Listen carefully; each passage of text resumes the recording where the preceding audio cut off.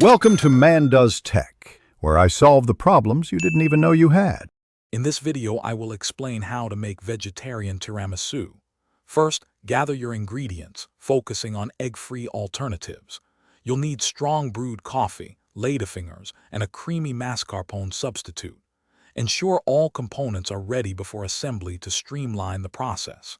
This method guarantees a delightful dessert that everyone can enjoy, maintaining the authentic taste and luxurious feel of traditional tiramisu. Let's get started. For the creamy filling, start by combining 250 grams of mascarpone cheese with 150 milliliters of a high-quality plant-based whipping cream.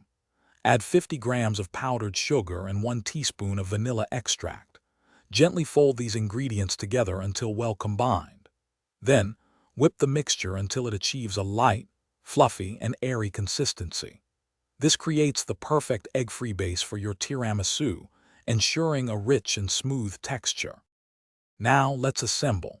Quickly dip each ladyfinger into cooled, strong brewed coffee, ensuring they are moistened but not soggy. Arrange a single layer of these coffee-soaked ladyfingers at the bottom of your serving dish.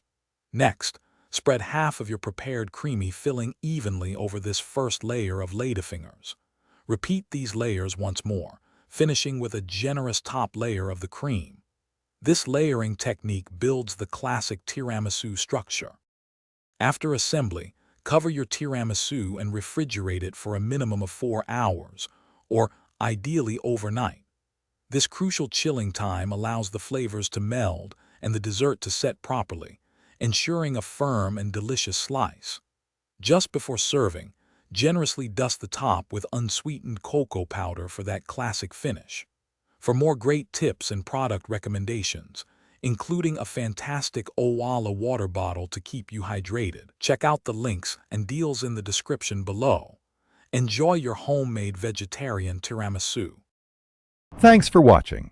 If you found this helpful, don't forget to like and subscribe.